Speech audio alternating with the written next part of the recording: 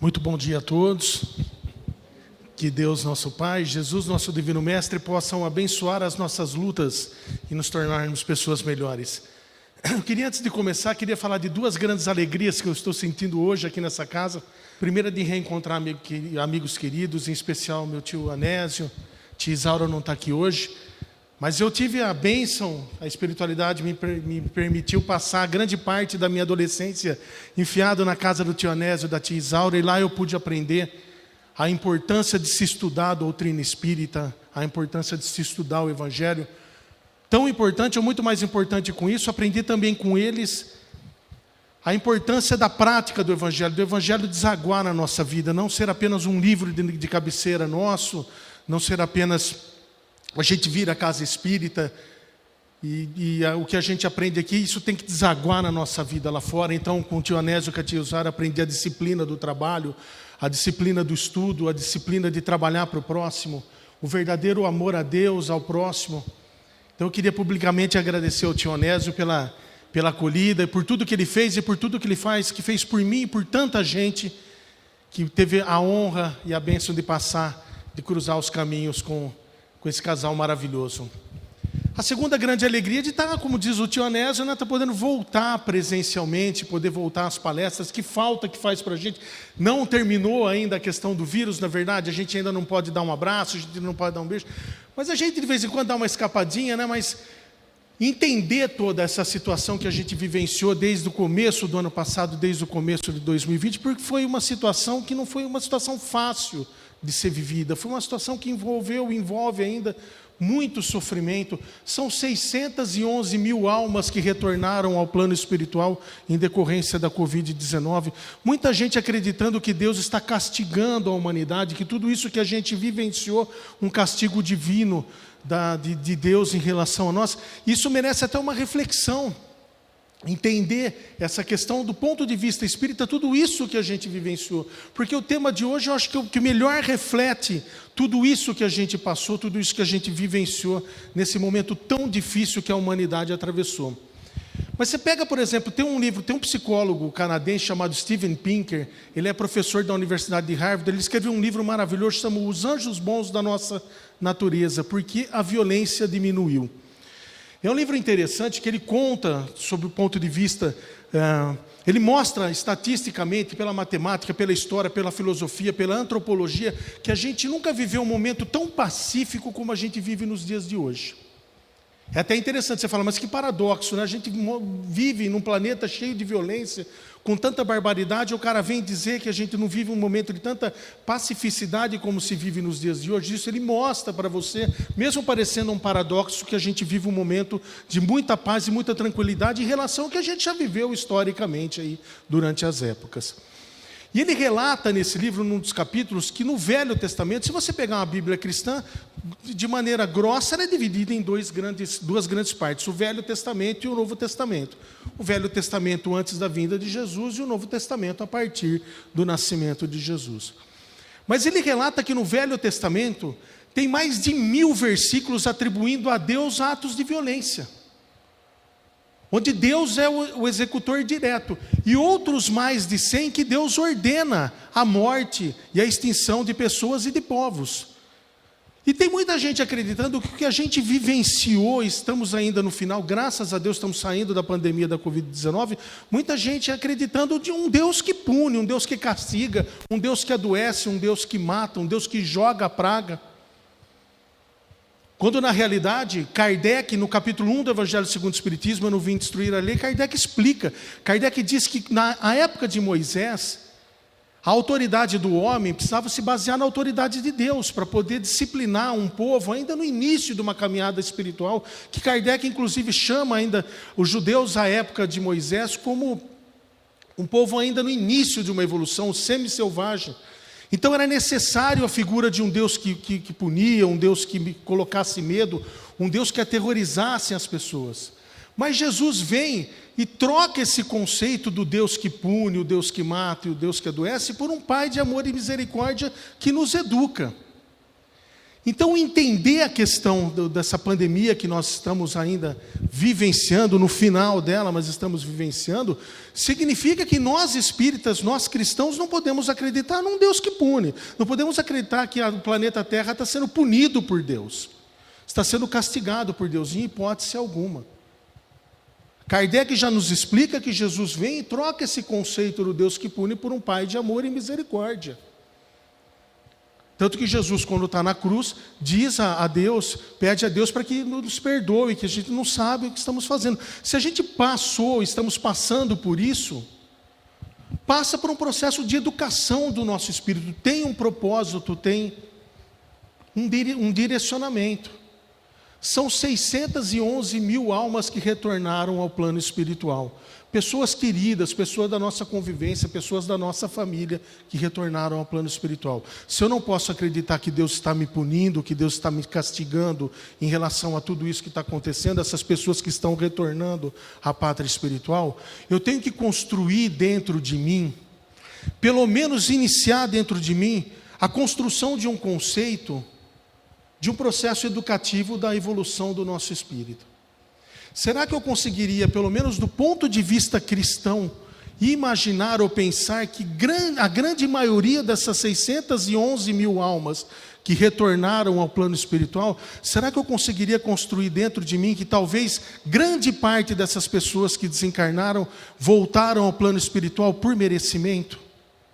Não por um castigo divino. Porque nós estamos vivendo um momento de transição planetária. O planeta Terra está numa fase de transição de um mundo de provas e expiações, onde o mal ainda predomina, porque Kardec vai falar no capítulo 3 do Evangelho segundo o Espiritismo, que a Terra é um mundo de provas e expiações, e que uma das características do mundo de provas e expiações é que o mal ainda predomina. Mas nós estamos passando por um mundo de regeneração.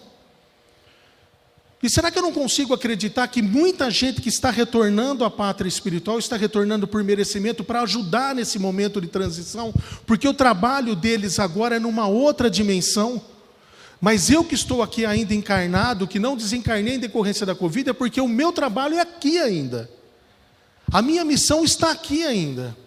E será que eu consigo construir dentro de mim o conceito que Deus jamais nos separa de quem a gente ama? De que a separação é temporária, que a alegria do reencontro é 1 milhão de vezes maior do que a dor da perda, mas que no momento certo eu vou reencontrar com essas pessoas, e que eu tenho fé na construção de um mundo melhor, e que se eu estou aqui ainda encarnado, que eu preciso ajudar muita gente que precisa da nossa ajuda, porque uma das questões que a pandemia nos trouxe foi a questão material. Muita gente retornou à linha da pobreza, à linha da miséria. Tem muita gente na cidade de Araraquara miserável. Eu não estou falando de pobreza, eu estou falando de miséria. Existe uma diferença muito grande entre pobreza e miséria, um abismo que divide. Em Araraquara tem pessoas que procuram comer numa lata de lixo. O Centro Espírita Redenção teve um caso, que a gente recebeu uma ligação, uma família de américo-brasileiros, uma criança de 5 anos de idade estava desnutrida, num grau de desnutrição alto. A criança ia morrer de fome. A criança ia morrer de fome. Aqui, na cidade vizinha. Tanto que foram 2 nutricionistas atender essa criança. E aqui em Araraquara a gente vê as pessoas não tendo o que comer, as pessoas no semáforo, nas ruas, pedindo. E eu com o conceito de que Deus está me punindo, está castigando a humanidade, de maneira nenhuma, não é essa a visão que nós temos que ter de toda essa situação de sofrimento que nós estamos passando. Nós temos que aprender com tudo isso que a gente vivenciou, com todo esse sofrimento, entender isso como uma oportunidade divina para que a gente possa realinhar o nosso espírito, que a gente possa evoluir, porque a gente vai para um planeta, a gente vai começar a reencarnar num planeta diferente, num mundo de regeneração. Então, se na próxima vez que você encarnar, você vê que você não está no planeta Terra, não se preocupe também. Talvez você ache muita gente conhecida. Quando você reencarnar no mundo de provas e expiações, talvez eu esteja lá para dividir com vocês aí. Quem sabe a espiritualidade não permite até que a gente continue com o mesmo chip de celular e consiga se comunicar mais uma vez no mundo de provas e expiações, né?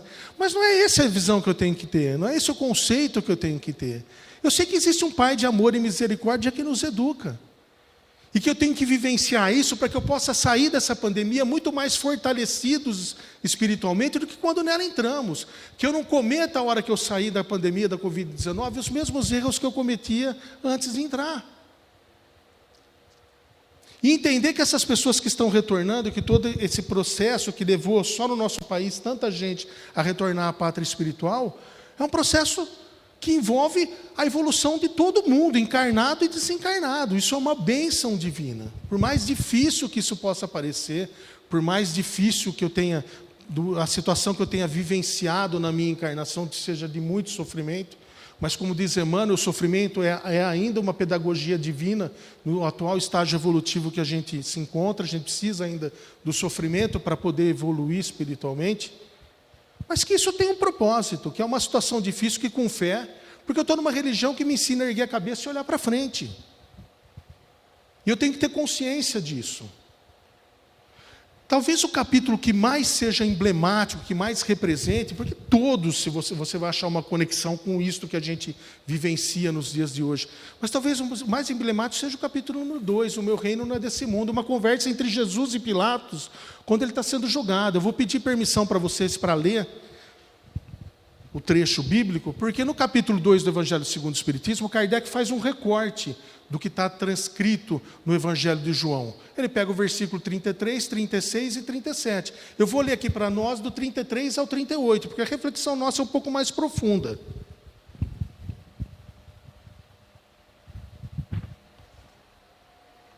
Então está lá no capítulo 18 de João, Jesus diante de Pilatos. Então, a partir do versículo 36, assim nos narra o evangelista João. Pilatos então entrou novamente no pretório, chamou a Jesus e lhe disse: Tu és o rei dos judeus. Ele não pergunta, ele afirma: Tu és o rei dos judeus. Respondeu Jesus: Tu dizes isso de ti mesmo, ou outros te disseram isso a respeito de mim? Respondeu Pilatos: Acaso sou judeu? O teu povo e os sumos sacerdotes te entregaram a mim. Que fizeste? Respondeu Jesus: O meu reino não é deste mundo. Se o meu reino fosse deste mundo, os meus servidores teriam combatido para que eu não fosse entregue aos judeus. Agora, porém, o meu reino não é daqui. Disse-lhe então Pilatos: Sendo assim, tu és rei? Respondeu Jesus: Tu dizes que sou rei. Eu fui gerado para isso e para isso vim ao mundo, a fim de testemunhar a verdade. Todo aquele que é da verdade ouve a minha voz. Disse-lhe Pilatos: Que é a verdade? Ao dizer isso, novamente saiu em direção aos judeus e diz a eles: Eu não encontro nenhum motivo de condenação. Desculpa a leitura tosca, mas é que eu estou com o meu óculos de longe, o óculos de perto eu não trouxe. E foi um pouquinho difícil. Mas olha que interessante. Jesus diz a Pilatos, diante da situação mais crítica na encarnação, ele está ali para ser condenado à morte, pela crucificação. Que era a maneira mais infame, à época de Jesus, de uma pessoa morrer. A maneira mais humilhante, mais ultrajante, era a morte pela crucificação. E Jesus estava diante dessa situação. E olha que ele diz a Pilatos: o meu reino desse mundo. Se você faz uma leitura mais apurada, você vai ver que Pilatos não entende as perguntas que Jesus faz a ele. E que Pilatos não queria condenar Jesus. E Jesus explica para ele: eu estou falando de uma outra coisa, de um outro reino, que não é material. Porque se o meu reino fosse desse mundo, ele diz a Pilatos, a gente estaria combatendo aqui, a gente estaria brigando, a gente estaria guerreando. Os meus servidores com seus servidores estariam guerreando para que eu não fosse entregue aos judeus. E Jesus não queria isso. E Pilatos não entende.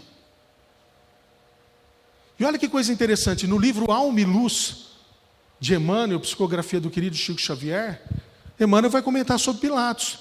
E ele diz que nesse momento da conversa de Pilatos com Jesus, Pilatos está... O coração dele é um pêndulo entre duas forças muito poderosas. De um lado, o plano superior transmitindo através da consciência dele os desígnios do alto, mostrando que Jesus não tinha motivo para ser condenado. E se a gente estudar esse capítulo do Evangelho de João, nós vamos ver que Pilatos não queria condenar Jesus. Por vários motivos. Ele, inclusive, recebe até da esposa um WhatsApp da esposa, na época, fala, não condena esse cara não, porque ele é justo. A esposa manda um WhatsApp para Pilatos e fala, olha, não condena. Ele fez de tudo para não condenar Jesus. Inclusive, no final, ele fala, olha, é comum, é um costume da Páscoa dos judeus, que eu liberte um prisioneiro condenado à morte. E ele pede para escolher entre Barrabás e Jesus, e a multidão escolhe libertar Barrabás. Então o coração dele era um pêndulo, segundo Emmanuel, com duas forças, uma querendo dos desígnios do alto, na consciência dele, dizendo que não havia motivo de condenação, e outra força daquela multidão, daquela turba, com os desejos mais inferiores. E Emmanuel diz que Pilatos retrata o símbolo da caminhada humana.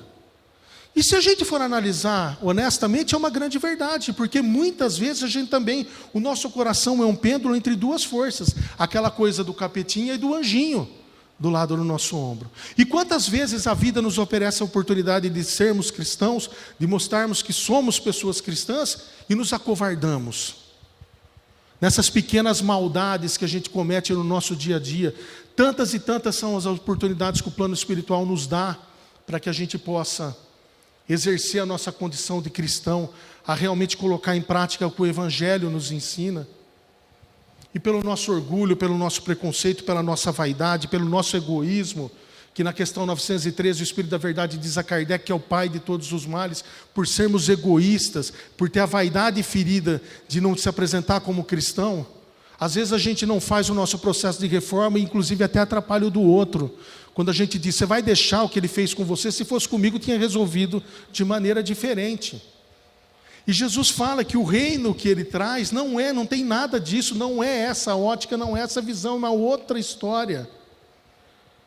É uma outra conversa. Vai para as redes sociais, vai para o Facebook, vai para o Twitter, vai para o Instagram. Quantas vezes você vê as pessoas se degladiando por questões políticas, questões de futebol, questão de gênero, questão de sexualidade, e qual é a nossa conduta cristã diante disso? Ah, mas não fui eu que fiz a publicação, eu só tuitei, eu só compartilhei. Quando na realidade não é para participar desse tipo de discussão. Às vezes você chega aí num local, as pessoas estão sentadas aí tomando uma cerveja, tomando um guaraná num barzinho, você chega e estão falando mal de uma pessoa, quando você tem que ter a conduta cristã, a postura cristã de não participar disso e falar, pessoal, a pessoa não está aqui, vamos deixar isso para lá, vamos falar de outra coisa, acaba esse pêndulo do coração nosso cedendo às forças interiores, e a gente senta e começa a falar mal da pessoa também. Eu estou jogando a carapuça, mas eu estou deixando muito claro que ela serve em mim. Nessas pequenas maldades que a gente leva para o dia a dia, que às vezes pode ter consequências nefastas. As duas meninas do Rio de Janeiro colocaram no Facebook que estavam namorando, a repercussão foi tão negativa nas redes que as duas se trancaram no quarto e se mataram. Ah, mas eu não publiquei, eu só compartilhei. Qual é a postura cristã? Não é isso. Não é essa a mensagem do Cristo. Ah, porque eu estou vivenciando um momento da humanidade que Deus está castigando de maneira nenhuma. Não existe o Deus que pune e que castiga. De modo algum. E quando Jesus diz a Pilatos diz a ele, tu és o rei dos judeus, ele diz, você diz isso de mim? Ou te falaram? No livro Caminho, Verdade e Vida, também de Emmanuel, também psicografia do querido Chico Xavier, Emmanuel diz que essa pergunta que Jesus faz a Pilatos, você está dizendo isso por você mesmo ou falaram isso de você para mim? Emmanuel diz que isso tem que ter uma reflexão mais extensiva, uma reflexão dentro da nossa conduta religiosa. Que quando eu digo que Jesus é o mestre, é o salvador, é o rei dos judeus, eu estou falando isso da boca para fora, ou estou falando isso porque é o que eu sinto mesmo, ou porque os outros dizem que ele é o salvador, que ele é o mestre, que ele é o rei dos judeus? Qual é o verdadeiro significado disso? E aí eu tenho que trazer essa reflexão para mim. O que o Chico dizia, o Cristo exterior, o Cristo da correntinha, o Cristo da pulseira, o Cristo do quadro. Não é esse Cristo que nós temos que cultuar, é o Cristo, o verdadeiro significado da cruz. Porque como a cruz era a morte mais infame, mais humilhante que uma pessoa sofria à época de Jesus, Jesus converte o símbolo da cruz num símbolo de fé, de superação, de enfrentar e de vencer as dificuldades, qualquer dificuldade que a vida possa te oferecer. E dá o caminho do Evangelho, dizendo para a gente que o Evangelho liberta. E se você é cristão, você tem que acreditar nisso, que o Evangelho liberta. O verdadeiro significado da cruz, o vértice e o horizonte, as duas linhas que se cruzam. A minha ligação com o alto e o horizonte, a perspectiva que eu tenho em relação a viver e amar a Deus e ao próximo. E as pessoas não entendem isso. Muita gente fala isso. Você usa crucifixo, o espírita não usa. Claro que usa. Porque não é isso daqui que significa para mim o verdadeiro significado, o verdadeiro sentido. O real sentido da cruz para mim é justamente esse. É o vértice e o horizonte. É a superação da dificuldade. Porque para nós espírita a oração não é para tirar o problema da frente. Para nós espírita a oração é para pedir para Deus força, fé, coragem e resignação para enfrentar o problema. Pedir força para Deus porque tem a certeza que você vai. Você vai conseguir. Porque o capítulo 2 do Evangelho segundo o Espiritismo, Meu Reino é desse mundo, Kardec fala na crença da vida futura. Você tem que crer que algo na frente de melhor te espera. Que o que você passa tem um propósito. E esse propósito é muito maior do que qualquer coisa que a gente possa imaginar. Isso tem um propósito divino. Ninguém sofre porque Deus quer. Ai, como eu sofro, mas Deus quis assim. Essa é a maior prova de egoísmo que você pode dar, é de colocar a culpa do que acontece na sua vida em Deus. E as pessoas falam, né, a culpa é minha, eu coloco em quem eu quiser, inclusive em Deus.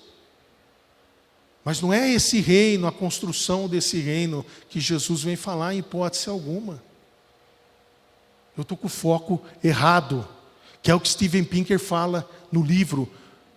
Sabe por quê que as pessoas não acreditam que a gente vive um momento de tanta paz como a gente vive hoje? Porque o que vende é a notícia ruim. O que eleva, o que dá ibope, o que dá dinheiro, o que retorna é a notícia ruim. Tanto que tem noticiários que o horário mais caro é um dia da semana à parte, que ali vai se concentrar em notícias ruins, terríveis. E é o horário que mais custa dentro da emissora, porque ali vai se falar notícia ruim e ali vai vender. E a vibe que eu estou, a onda que eu estou de acreditar nisso, de acreditar no Deus que castiga, no Deus que pune, quando na realidade não existe isso. Graças a Deus. Que a gente passa a ter um propósito. Então Emmanuel diz, quando pergunta, falaram isso de mim para você, ou você está pensando isso? E se imagina com Jesus perguntando isso para você. Você acredita realmente que eu sou o Salvador? Você acredita realmente que o meu Evangelho liberta?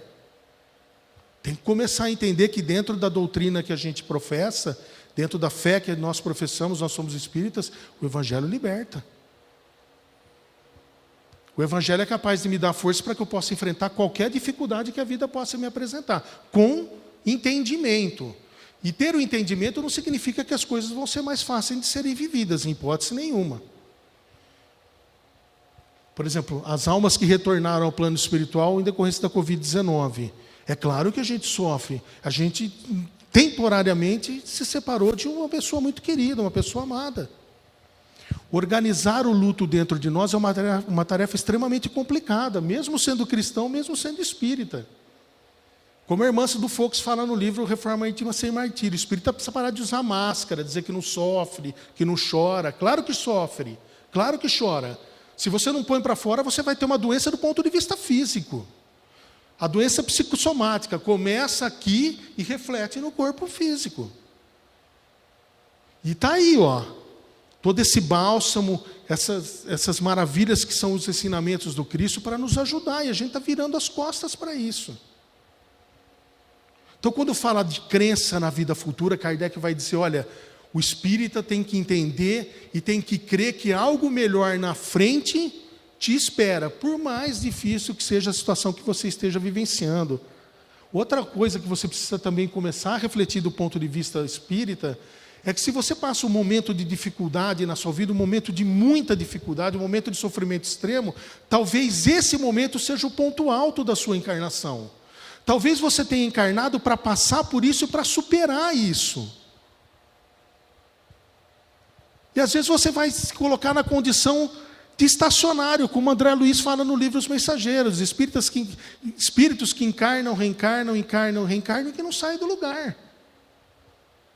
Na doutrina espírita a gente aprende que ninguém retrograda, ninguém volta para trás na evolução espiritual. Para nós espíritas, para trás, nem para pegar impulso. Mas André Luiz relata espíritos que estacionam. E vem sempre 3, 4, 5, 10, 20 encarnações com o mesmo problema e não supera, porque a ficha não cai. E Jesus fala de um reino que a ficha precisa começar a cair dentro de nós. Precisa disso. E aí na questão 909 do Livro dos Espíritos, Kardec faz a seguinte pergunta para o Espírito da Verdade: é possível o homem vencer as suas imperfeições através dos seus esforços? O Espírito da Verdade fala: só precisa de um pouquinho de boa vontade. Quando eu estou achando que o Espírito da Verdade vai responder para Kardec, não dá, através dos esforços não dá, é muito difícil, porque eu estou querendo também empurrar essa sujeira para debaixo do meu tapete, né? Não me preocupar com isso agora. Mas o Espírito da Verdade vem, claro que consegue, e consegue com um pouquinho mais de boa vontade, ainda faz uma reflexão. Se os homens tivessem um pouco mais de boa vontade, vai lá ler a questão 909 do Livro dos Espíritos, talvez o que falte para todos nós aqui, e eu me coloco nessa condição também, seja um pouco mais de boa vontade de acreditar e de ver que realmente é possível melhorar a vida de muita gente. De fazer com que uma criança não esteja morrendo de fome do meu lado. De ver que as pessoas estão passando necessidade, que tem pais que não aguentam mais chegar em casa, de ter as portas das oportunidades da vida fechada para ele, aí a pessoa cai no alcoolismo, você vai dizer que é um vagabundo, é um bêbado. A pessoa não aguenta mais de tanto sofrimento e não tem quem estenda a mão. São pessoas invisíveis para nós, pessoas que a gente quer distância, pessoas que a gente tem nojo. Qual é o conceito que eu posso falar de um reino de Deus? Se eu acredito num Deus que pune, que mata, que castiga, que adoece, que não é possível através do Evangelho libertar a minha vida e a vida de tanta gente que precisa da nossa ajuda, e se eu estou aqui encarnado é porque a minha missão continua aqui. É isso que eu tenho que fazer, é isso que eu tenho que lutar. Aí no capítulo 2 do Evangelho segundo o Espiritismo, na instrução dos Espíritos, um espírito denominado uma rainha da França diz o seguinte: que o reino de Deus não é um reino material de riqueza, e ela foi uma rainha da França. Ela fala que é um reino de humildade, de abnegação e da prática celeste da caridade na sua totalidade. Assim que o Espírito explica o reino de Deus. Na questão 886 do Livro dos Espíritos, quando Kardec pergunta qual o verdadeiro sentido da palavra caridade e como a entendia Jesus, o Espírito da Verdade responde: benevolência para com todos, ou seja, a gente precisa gostar das pessoas do jeito que as pessoas são. Indulgência com as falhas alheias, ou seja, se eu erro, o meu irmão também erra, porque a gente está num processo de reencarnação, processo de aprendizado. Processo de aprendizado significa errar e acertar. Eu tenho o direito de errar, mas eu tenho o dever de aprender com o meu ego. E entender que aquela pessoa também está no mesmo barco que eu, tentando evoluir o espírito, que ela também erra. Então ele fala benevolência para com todos, indulgência com as falhas alheias e perdão das ofensas. Olha como é fácil o exercício da caridade. Você só precisa ser benevolente, indulgente e perdoar. Sendo que a USP tem um estudo científico dizendo que tem pessoas que adquiriram câncer porque não souberam lidar com o perdão. Estudo científico já comprovado. Pessoas que desenvolveram o câncer em decorrência de não saber lidar com a questão do perdão. Nessa história de evoluir o nosso espírito, talvez a tarefa que mais nos custe caro seja perdoar. Que bate de frente com o nosso orgulho, com a nossa vaidade, com o nosso egoísmo. É difícil, mas não é impossível. Dá para construir isso. Eu acreditar num reino que não é deste mundo, ter crença na vida futura, significa isso. Porque Jesus diz: eu vim para dar testemunho da verdade. Capítulo 6 do Evangelho segundo o Espiritismo, o próprio Espírito da Verdade, o Cristo Consolador, na instrução dos Espíritos, o próprio Espírito da Verdade diz que Jesus veio trazer aos incrédulos a verdade absoluta, que essa é a verdadeira verdade, um Deus de amor, um Deus bom, um Deus digno, que faz crescer as árvores e levantar as ondas. Essa é a verdadeira verdade. Aí eu pego o livro do Steven Pinker, que não é religioso, o cara diz a mesma coisa, fala, muda o foco. As pessoas não lêem o livro, porque o livro tem 1088 páginas. Aí a pessoa olha aquilo e fala, meu Deus do céu, Como é que eu posso ler um negócio desse? Você deixa para lá, né? Sou espírita, reencarnacionista. Na próxima encarnação eu leio. Agora não dá. 1088? Tem dó, né? Aí às vezes você deixa de ler uma obra como Paulo Estevão, que tem 480 páginas, 488 páginas, quase 500, e você perde a oportunidade de ler um livro que, se lido com fé, muda a sua vida. Que muita gente, não são poucas as pessoas que consideram Paulo Estevão não a maior obra espírita, não a maior obra religiosa, consideram o livro Paulo Estevão a maior obra literária de todos os tempos. Emmanuel com a psicografia do Chico. Um livro que dá uma verdadeira aula sobre amor a Deus, amor ao próximo, amor ao inimigo, e às vezes eu olho com 488 páginas e falo, não vou ler. Muda o foco. Dá para fazer. O Cristo ainda falou lá no Evangelho de João, olha, vocês não vão entender direito, mas eu vou rogar ao Pai que tem que trazer um Consolador prometido para relembrar para vocês. O Consolador já veio. O que mais falta? Falta realmente tomar a rédea da minha vida.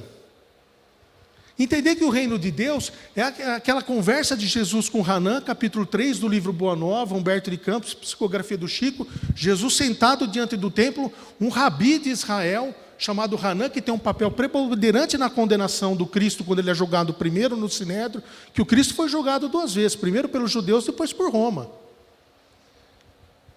Mas Hanã chega a Jesus no início da tarefa pública de Jesus e diz, Galileu, o que fazes em Jerusalém?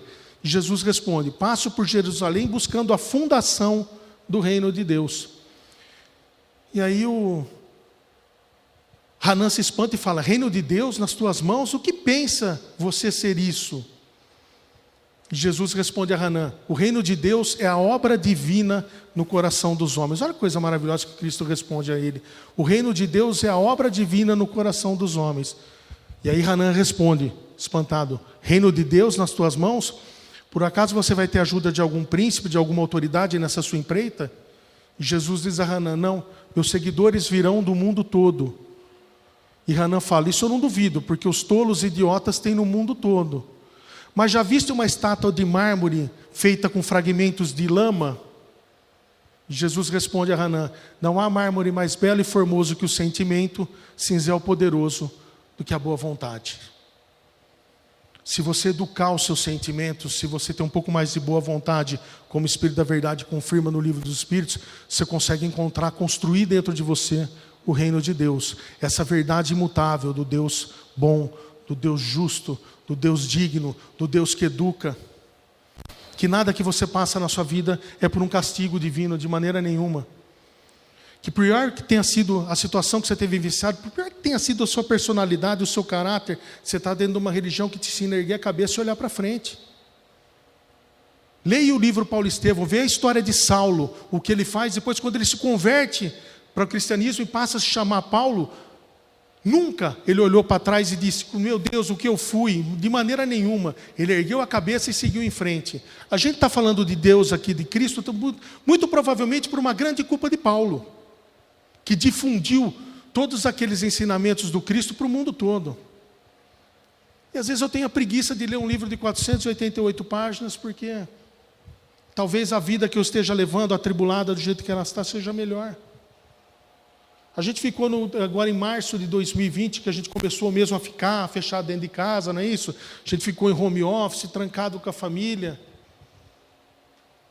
Você pega a questão 696 do Livro dos Espíritos, que Kardec pergunta, qual seria o significado do fim do casamento para a humanidade? O Espírito da Verdade responde, a volta à vida dos animais. Aí numa outra questão lá, 756 ou 765, Kardec pergunta, qual seria o resultado do afrouxamento dos laços familiares?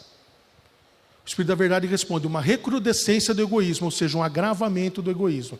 Então, se você abolir o casamento, você retorna à vida dos animais. Se você afrouxar os laços de família, você se torna cada vez mais egoísta.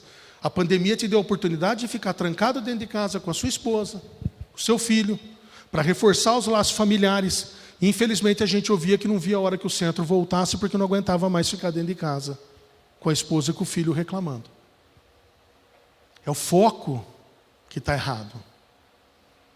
Talvez precise acontecer algo na nossa vida que a gente entenda como um castigo divino, mas que a gente só pode entender pela ótica do Espiritismo. Você tem, por exemplo, o livro do Marcel Souto Maior, As Vidas de Chico Xavier. Ele fez uma biografia do Chico. Ele conta num dos capítulos que o Chico, quando se encontrou com Emmanuel, quem viu o filme lembra, né? Ele está na beira de um lago e Emmanuel, que é o mentor espiritual, é o guia espiritual dele, Emmanuel aparece para ele. E Emmanuel fala, grosso modo, né? Estou contando aqui a grosso modo, mas Emmanuel fala, você quer entender por que isso acontece na sua vida, por que você vê, por que você ouve, por que as pessoas aparecem? O Chico fala, claro que eu quero, é o que eu mais quero, é entender tudo isso que está acontecendo na minha vida. E aí Emmanuel fala para Chico, você vai precisar de 3 coisas, de disciplina, disciplina e de disciplina. Essa coisa que o tio Anésio fazia dentro da casa dele, a gente tem em relação às coisas de Deus. Falei aqui no começo. Porque desobedecer uma ordem direta da tia Isaura é um negócio que não é muito fácil de se lidar depois. De arcar com as consequências disso. O tio Anésio sabe bem. Mas ele conta que quando o Emmanuel se encontra com o Chico, o Emmanuel fala, então tá bom, a gente vai começar escrevendo 30 livros. Então o Emmanuel pede para ele escrever 30 livros, depois mais 30, depois mais 40... Até o final da vida do Chico, mais de 400 obras que já ajudaram e ajudam mais de 2.000 entidades assistenciais no mundo todo. Porque o Chico falava que ele não tinha direito de receber, porque não era ele quem escrevia. Como eram os espíritos que escreviam, estavam desencarnados, não dá para pagar um espírito, vai para a caridade. E quando o Chico estava nessa primeira etapa de escrever 30 livros, ele tinha escrito já 19, faltavam 11, ele psicografou uma carta de um menino de 13 anos chamado Silvio Lessa. O menino tinha desencarnado por num acidente de carro. E os pais, para lidarem com esse sofrimento, dessa perda temporária do filho, procuraram uma casa espírita para tentar lidar com todo esse sofrimento, porque o castigo de Deus, essa inversão natural das coisas, de a gente perder um filho com 13 anos de idade, né? Não é fácil, é aquilo que eu disse. Ter a consciência, a crença na vida futura, ter a consciência na imortalidade da alma, não significa que as coisas vão se tornar mais fáceis de serem vividas. Mas ele psicografa uma carta desse menino, e é até difícil não se emocionar com o que o menino coloca para os pais na carta. O menino começa a carta dizendo que a morte dele não tinha sido em vão. E ele conta uma parábola indiana que ele tinha aprendido na escola. Uma parábola indiana de um pastor que precisava atravessar de um lado da margem de um lago para o outro, com uma vaca e com um bezerro. A hora que ele chega na beira do lago, a vaca empaca. Por mais que ele chute, que ele bata, que ele chicoteie, a vaca não sai do lugar. O pastor não tem outra alternativa senão pegar o bezerro no colo e atravessar com o bezerro para o outro lado da margem. A vaca, vendo que o filho tinha ido para o outro lado, também foi, atravessou. E o menino diz na carta que a morte dele tinha servido para que os pais saíssem de um lado da margem e fossem para outro, porque por algumas encarnações os pais vinham fazendo juntos um trabalho assistencial com crianças e tinham parado. E que o menino tinha sido um instrumento que o plano espiritual havia colocado para que eles retornassem a esse trabalho que por várias encarnações vinham desenvolvendo. E o menino se sentia extremamente agradecido ao plano espiritual por ter sido um instrumento que fez com que aquelas pessoas voltassem a evoluir espiritualmente num trabalho tão lindo, num trabalho tão belo.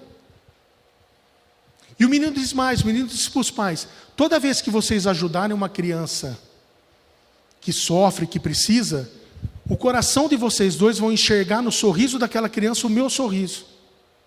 Toda vez. E o menino agradecia os dois pela oportunidade de ter sido filho por 13 anos numa encarnação deles. Olha a bênção, o alento que uma carta psicografada pode trazer, tirando todo esse conceito do Deus que pune, do Deus que castiga, do Deus que adoece, do Deus que leva meu filho embora. Mostrando realmente que Deus jamais nos separa de quem a gente ama, que a separação é temporária, mas o menino está lá, vivo, agradecido. Então vamos supor, isso não é possível, mas vamos supor que fosse possível. Eu estou deixando claro que não é, mas vamos supor que fosse possível, que no dia do velório dessa criança, a hora que os pais estivessem entregando essa criança novamente para o plano espiritual, a espiritualidade chegasse para os pais e dissesse: nós vamos anular essa morte, a criança vai voltar. Mas para isso eu preciso que vocês dois construam dentro de si um processo para perdoar e amar um inimigo. Capítulo 12 do Evangelho segundo o Espiritismo: amai os vossos inimigos. Cristo não fala perdoar e convivar, e fala amai. É aquele capítulo que, se você pega para ler, você vai: vou ler o Evangelho e praticar. Você acorda de manhã, cai no capítulo 12, você desanima, né? Você fala: não, amanhã começa. Amar um inimigo. E é interessante que no 11 ele fala amar ao próximo, no 12, amar ao próximo é fácil, né? Da mais próximo, quem mora com a gente, a esposa, o filho, aí é fácil amar. Mas para o 12 ele vai para amar os inimigos. A espiritualidade fala: vocês vão construir dentro de vocês um processo para perdoar, conviver e amar. Por mais demorado que seja, vocês vão construir. Se vocês fizerem isso, a criança volta. Isso não é possível. Mais uma vez eu estou dizendo, vamos só imaginar se fosse possível. Qual seria a resposta que os pais dariam à criança? Pode trazer. Eu construo um processo dentro de mim. Eu vou perdoar qualquer ato que qualquer pessoa tenha feito para mim. Por que a gente precisa aprender da pior maneira possível?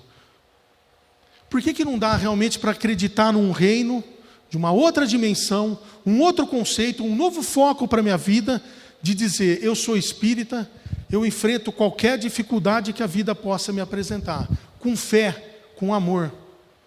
Porque a Joana de Ângeles diz que se você tiver consciência da tua essência divina, que você é criado por Deus, se você tiver consciência da imortalidade da tua alma, quando chegar o último dia nesta encarnação, o dia que você vai desencarnar nessa encarnação, se você tiver consciência da imortalidade da sua alma, você vai entender no último dia da sua encarnação que todas as pessoas e todos os problemas que estiveram na sua frente nunca foram do jeito como você olhou para elas. Você vai ter, se você tiver consciência da imortalidade da sua alma, da crença na vida futura, você vai ter a noção de que todos os problemas que se apresentaram na sua vida, todas as pessoas que estiveram contigo, estiveram ali para te fazer evoluir espiritualmente. Até o seu inimigo. Até a pandemia da Covid-19, tudo isso é feito para que a gente possa evoluir espiritualmente.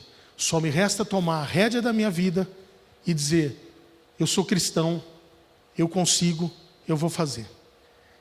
Eu queria do fundo do meu coração agradecer a atenção em vocês, a paciência de vocês em terem me ouvido, e que a paz do nosso Mestre Jesus permaneça conosco agora e sempre. Muito obrigado, gente.